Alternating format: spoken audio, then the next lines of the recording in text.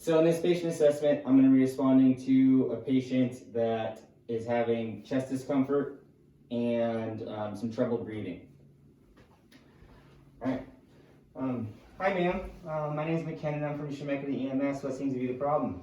I think I got a bee sting. Yeah. Okay. And are you having some problems breathing? Yeah, my chest's a little tight. Okay. Gotcha. So I'm just going to go ahead and just check a quick pulse, make sure she has one. So I feel one.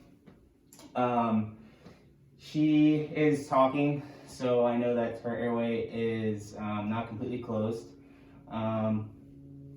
She might be in like a tripod position, so I know that she's in discomfort and having a hard time breathing. At this time, I'm going to go ahead and either myself or my partner is going to get vitals.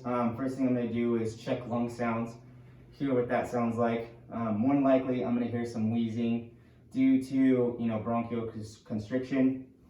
I'm also going to get a pulse, a blood pressure, CBG, not top priority right now, and maybe a pulse ox. So we'll say that her blood pressure is 140/80, and her pulse rate is 90, and she's got a respiratory rate of 24. So, okay, all right, ma'am. What does it feel like? Does it feel, can you describe the pain? It's tight, it's difficult to breathe. Okay. Just feels uncomfortable. Okay. And what were you doing prior to this? I was just outside mowing the lawn. Okay. So I'm going to go ahead and I'm going to assume that my patient is having some kind of anaphylactic shock. Because there is no allergies or allergic reaction to epinephrine, I'm going to go ahead and draw up, because of her size, I'll draw up 0.3 milligrams of epinephrine and use it, administer it intramuscularly into her arm. So I'll go ahead and do that. I'll dive a little bit deeper. And I'll ask her, what can you rate it on a scale of 1 to 10 and what it feels like? Pain? Yes. In my bee sting or my chest? Your chest. How does your chest feel today? My chest, I would say a 6. Okay.